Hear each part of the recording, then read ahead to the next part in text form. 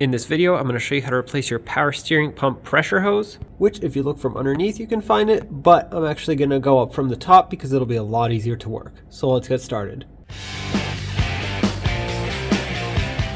Now you don't have to remove the wheel. I did only for camera purposes, but if you come through the passenger side wheel well, you can see the radiator petcock right here. Take a 19mm socket. I built myself out of some aluminum foil, a little shield right here so that the coolant, instead of it shooting straight out on the frame, it can follow down and fall into my collection bucket. Take a 19mm socket, put it on the drain plug and unscrew it. It should not be too tight. If it is, try to work it gently. You don't want it to break. And unscrew it until coolant starts coming out. Don't take this out though, because if you do, it'll start shooting backwards. And now we'll just let this drain. In order to speed up the process, let's go remove the radiator cap. There actually is no radiator cap. It's just an overflow cap. This is what holds pressure on the system. So we'll just unthread this. Air will go in as coolant tries to go out. I need to get this cover out of the way, and in order to do that, I have to get the spare tire tool / jack handle out of the way. So just unclip it from its retainers and set it aside. And now we can just go along and undo all the push clips that hold this down. I don't have any of my original push clips anymore. These are all aftermarket push clips that someone has put in. So whatever yours are, just go ahead and remove them in whatever way they need to be removed. With all the push clips removed, don't forget there are 2 over here. Lift this up and slide it out of the way. Let's get this air intake out of here. Lift up on this. Underneath, you'll see the wire. Follow it and unplug the mass airflow sensor. There we go. And I'm trying to remove this whole unit, so I'm just going to unbolt the clamp on the throttle body and take this out as one whole assembly. There is another connector over here. Unplug that. And to actually get to the throttle body, I need to remove this cover, 3 8mm bolts.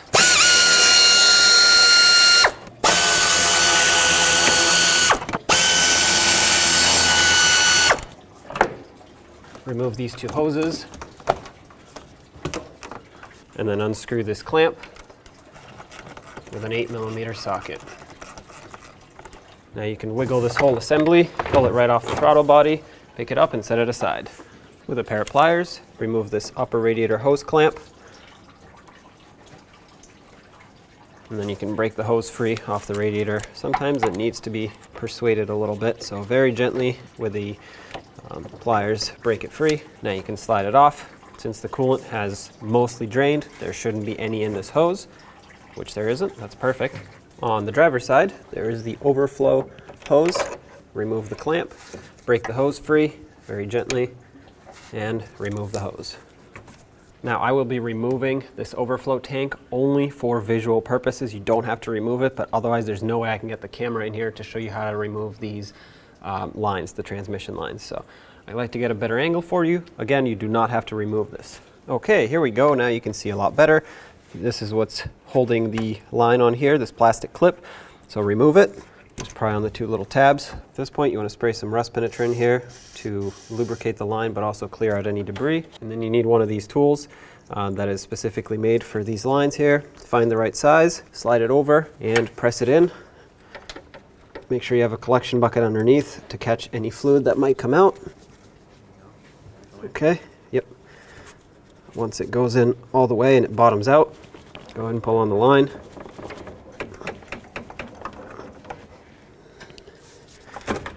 There we go. Take the line out, get your tool off, and then we'll do the same thing to the lower line, which is straight down. And with the line out of the way, you can remove this 8mm bolt that holds on the fan shroud. There's one on this side and then one on the other side, so do both. Next, you need a fan clutch removal tool, which looks like this. It's basically a giant wrench that goes on the end of your air hammer. And you use this to break free the fan clutch from the pulley here. And you want to do this before the belt is off. That way it can be held in place as much as possible. So situate your tool and you want to spin it counterclockwise. This is a regular thread, it's not reverse thread. That's it, it broke free. Sometimes it takes a lot more than this, but at this point you can spin it and it should come off of the pulley. Make sure you don't drop it though, so be careful as you do this. Okay, there we go. Now you can pull the shroud and the fan up at the same time.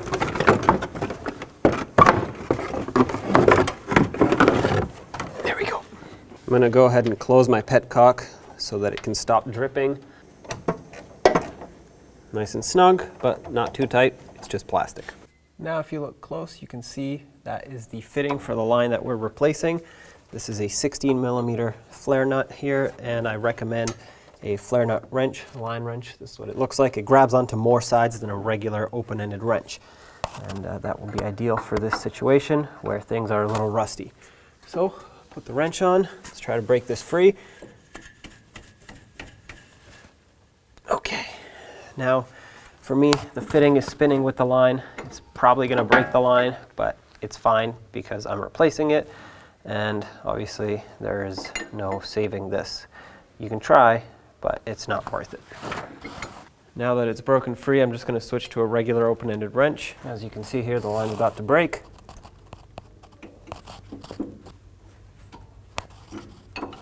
Okay. Fluid will come out. It's power steering fluid, so make sure you have a collection bucket underneath like I do. And we can get this out of the way, let it drain over there into the bucket. And in the meantime, we can finish removing this fitting. There it is. From underneath, you can see where the line connects to the power steering pump. And it would be easiest to remove the pulley to do this. However, I think I can do it without it. So the way I'm going to attempt this is by cutting the line right here, so I can slip a wrench up and loosen the fitting up this way. And I know that I will need the wrench off of the line when I tighten it, but it's going to be easier to tighten up a new fitting than it will be to break free this rusty fitting. So I'm just aiming to break free this rusty fitting for now.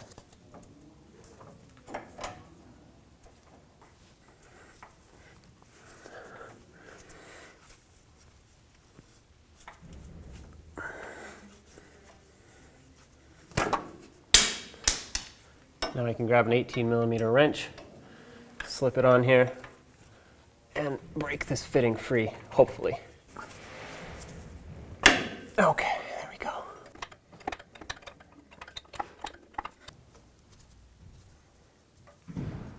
There's the end of the line. Make sure this area is clean, make sure the threads are still good, which they are. Now let's get the new line and start it in there. Take the fitting, start it on here. This one's going to be a little tricky to start just because it's not as free-flowing as the top one. The top one was a little more loose on the line. This one's kind of snug because it has an O-ring in there, which keeps it nice and secure up against the line, which is great for sealing, but not so great for kind of free spinning the fitting on here.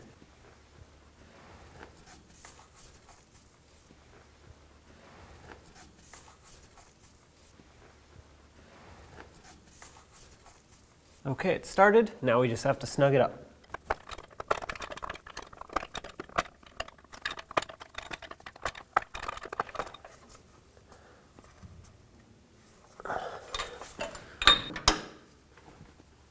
Make sure this is nice and snug.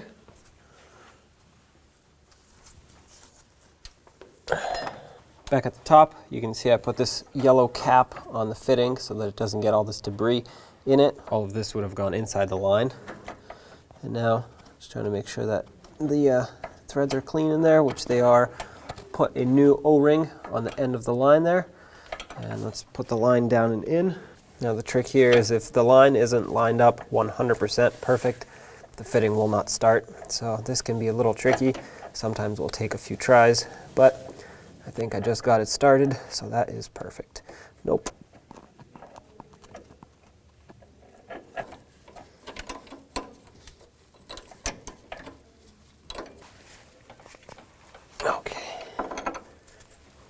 Make sure it's nice and snug. Now when it comes time to putting on the fan, you have to put it in together with the fan shroud. So drop these two in. Watch out for your radiator fins. You don't want to damage anything. Try to position the fan shroud so that it's as lined up as it can be with the radiator, with its mounting points. At this point, I'm going to try to thread on this fan onto the water pump so that it actually holds itself on, because it is heavy to hold at this angle. Okay, There we go. Getting it to catch onto the first thread is always the most difficult part, but once it does, you can just spin it and it should easily go on. And now it's bottomed out and we need to tighten it up, for which we can use our special fan clutch tool. Set up the tool and tighten it up. The water pump started spinning, so I know it's tight. On the side here, make sure the fan shroud goes down into this hook on the radiator, on both sides that is. Mine did, perfect. Now you can put in the transmission lines, make sure that it snaps into place like that. Give it a tug to make sure it doesn't pop back out. Bring in the safety lock and lock it over like that. Now let's bolt up the fan shroud. Put in the two little 8mm headed bolts that held this on. There's one on each side.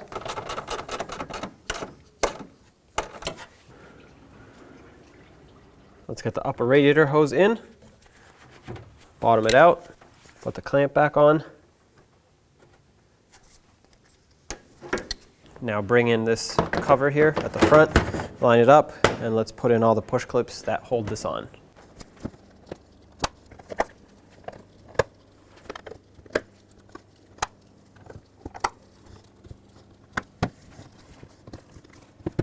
And don't forget to put back the spare tire tool.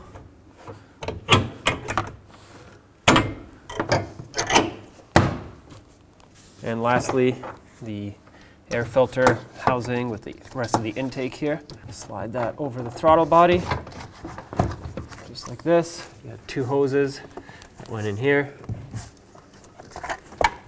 Let's tighten up this clamp. Make sure this is pushed on all the way when you tighten the clamp. Nice and snug. These hoses are in. There's a wire here. Reconnect the sensor here. And on this side you have the mass airflow sensor. Reconnect that. Make sure it clicks. Secure the harness and secure the air filter housing.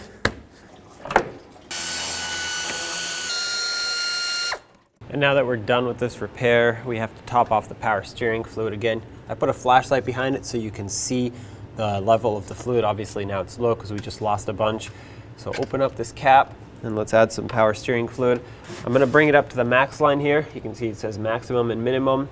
And then I'm going to run you through the bleeding procedure. It shouldn't take too long to bleed because we only replaced one hose, but there is obviously air in the system. So we'll have to push that air out and get fluid through. If you're unsure of what fluid to use, refer to your owner's manual. So right now I filled it up all the way. What I'm going to do is I'm going to jump inside the truck, turn the steering wheel back and forth, lock to lock, so all the way to the left, all the way to the right, back and forth, and air will make its way out. As you can see, it's actually bubbling right now as we speak. There are air bubbles coming up through the system, so that's perfect. And turning the wheel lock to lock will actually speed up the process. But you want to do this with the engine off. You don't want to have the engine on for this. You don't want the power steering pump spinning and pumping air through the system because that will aerate the fluid and make it all frothy and foamy, and that's not good. We want to push the air out manually and then turn on the engine and let the power steering pump do its thing. So now that it kind of sort of stopped bubbling by itself, let's go ahead and speed up the process by doing this ourselves. I'm going to turn the steering wheel all the way to the left, and now all the way to the right, and all the way to the left again, and all the way to the right. As you can see, we're low on fluid now. That's because the air escaped and fluid replaced it. So we're going to top it off again and just do the same thing over and over until we stop losing fluid, or not losing, but until the air stops coming out and the fluid stops going down. Once that happens, only then can we turn on the engine.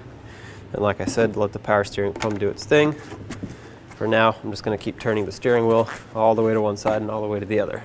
I've gone through several turns of the steering wheel back and forth. Air has stopped coming out, so I'm going to cap it off. And at this point, you can just go ahead and turn on the engine, take it for a road test, and everything should be fine. If you hear a whine from the power steering pump, that means air is in the system. And either repeat this process several times, or just let the car idle for a few minutes, and hopefully the air will push itself out. Now it's time to fill up the cooling system. What I have set up here is a spill-proof funnel, which also helps bleed the system. Because this is now the highest point in the cooling system, naturally the air will want to rise up into my funnel and not get trapped in the system.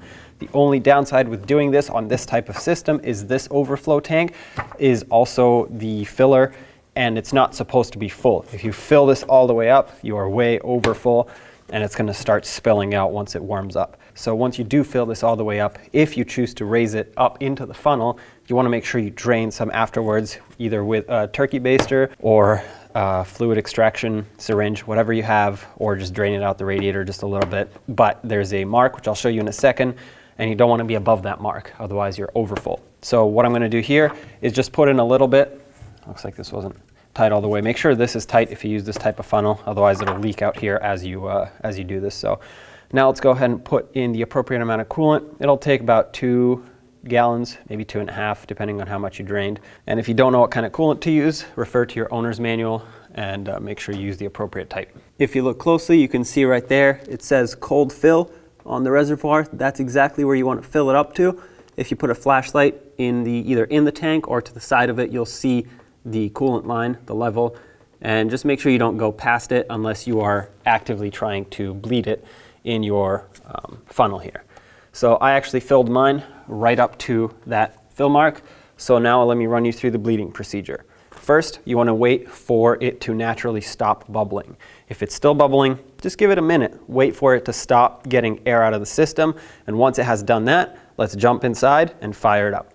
All right, now with the key in the ignition, let's fire it up. Starts right up. That's perfect.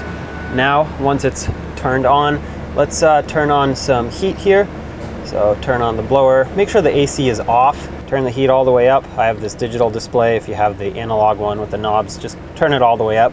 You want the coolant circulating through that heater core, and I'm gonna set it to vent. That way I can feel when the air blows warm over here. So I'm just gonna give it a minute and then wait for the air to blow over here. While it's warming up, pay attention to this temperature gauge and make sure it doesn't go above the halfway mark. Right now it's still cold, I just turned it on, but once it reaches full operating temperature, shut it off and obviously make sure you have heat through the vents.